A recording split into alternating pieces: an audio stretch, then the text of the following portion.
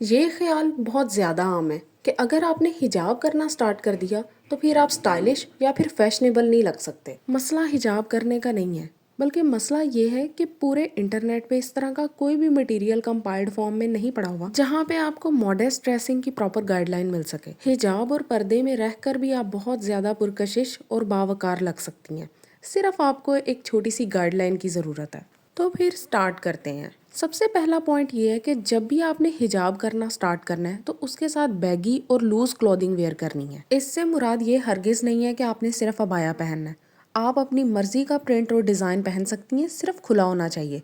किसी भी किस्म की टाइटनेस, जैसे लोग अबाया भी सिलवा लेते हैं तो उसे वेस्ट से इलास्टिक या फिर बेल्ट की हेल्प से टाइट करके शेप दे लेते हैं। ऐसा आपने बिल्कुल नहीं करना, इससे मॉडेस्टी का पर्पज़ ही ख़त्म हो जाता है। आपने अपने जिस्म को ही तो छुपाना है गैर महरम की नज़र से। अगर वही आप शेप दे लेंगे तो क्या फ़ायदा हुआ इस सारी चीज़ को करने का। और स्किनी जीन्स तो आपने बिल्कुल नहीं पहननी, बहुत बुरी लगती है। इनफैक्ट ये ट्रेंड 2024 में ही ख़त्म हो गया था। और सबसे मज़े की बात यह है कि टाइट और रिवीलिंग कपड़ों में आप बिल्कुल भी रिच और एलिगेंट नहीं लगते।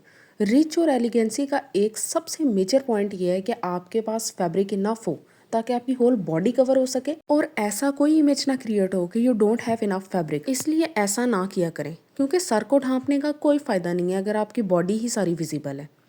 नेक्स्ट थिंग इज हिजाब में रिच और एलिगेंट कैसे लगा जाए। आपने जब भी हिजाब स्टाइलिंग करनी है अपने जहन में ये कॉम्बिनेशन लाजमी रखना है, डार्क विद लाइट। अगर आपके कपड़े लाइट कलर के हैं तो आपका हिजाब डार्क कलर का हो। अगर आपका हिजाब डार्क कलर का है तो आपके कपड़े लाइट हों।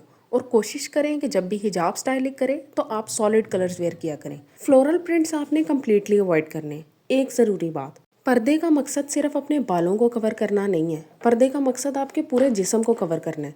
वो लड़कियां जो छोटे से हिजाब से अपने सर को तो ढांप लेती हैं लेकिन उनका चेस्ट एरिया टोटली एक्सपोज्ड होता है, वहाँ पे तो पर्दे का मकसद ही फोत हो जाता है। इसलिए मैं आपको मल्टीपल ऑप्शंस दूंगी। आप चाहे तो ऐसा बड़ा हिजाब लें जिससे आपकी चेस्ट एरिया कवर हो, या फिर एक ओवरऑल सिलवाएं। क्योंकि हिजाब तो हमेशा आपने अलहदा से परचेज करना है ना, तो जो आपका दुपट्टा है सूट के साथ का, उसका आप ओवरऑल सिलवाएं ताकि आपको ना तो दुपट्टा कैरी करना पड़े और ना ही आपका चेस्ट एरिया एक्सपोज हो, वो आप एक ओवरऑल की तरह पहन लें।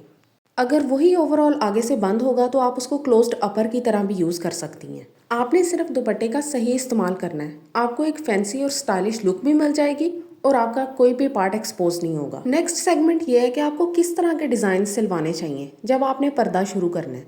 आप कोशिश करें कि खुली ओपन शर्ट सिलवाएं, जैसे कि अबाई की लुक होती है। अगर आपके ड्रेस की स्टिचिंग प्रॉपर है ना तो कोई भी खुले कपड़े बेढंगे नहीं लगते।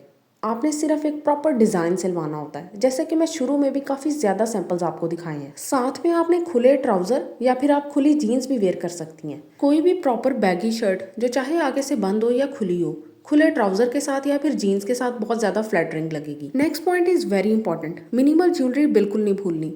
अगर आपने पर्दा किया हुआ है इसका ये मतलब नहीं है कि आप ज्वेलरी वेयर नहीं कर सकती। अपने शौक पूरे करें, अपने हिजाब के नीचे से वेयर करें ज्वेलरी।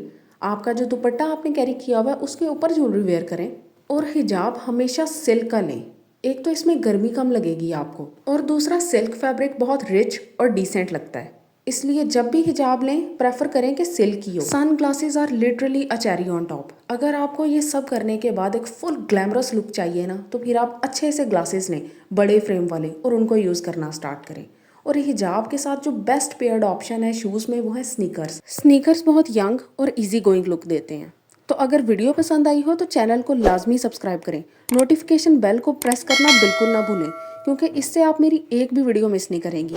Thank you.